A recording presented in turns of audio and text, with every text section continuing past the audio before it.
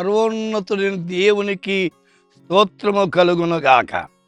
యోహాను సువార్త 11వ అధ్యాయము 40వ వచనం.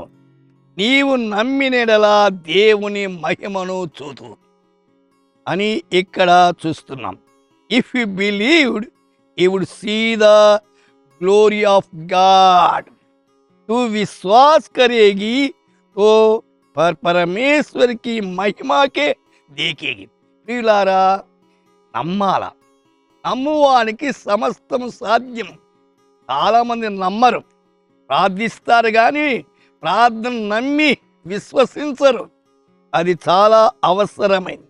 అందుచేతని నిర్గమకాండములో 16వ అధ్యాయం 10 యెహోవా మహిమ ఆ మేఘములో వారికి కనపడెను. మేఘం అంటే కృపను చూపిస్తుంది, ఆ ప్రజలు నడిపిస్తూ ఉంది. సంఖ్యాకాండం 14:21 భూమి అంతు యెహోవా మహిమతో నిండుకునేను.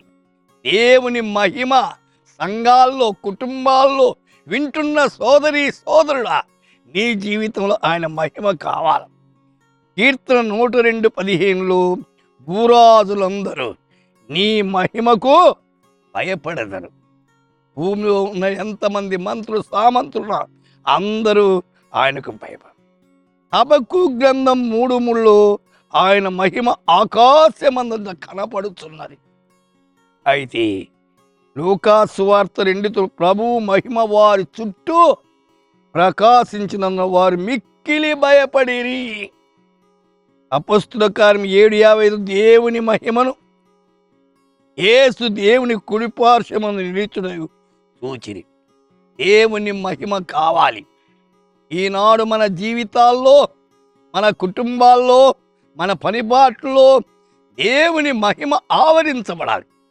అడగండి, ప్రభువా ఈ దినమంతా నీ మహిమతో మమ్మల్ని కప్పమని ప్రార్థన చేద్దాం.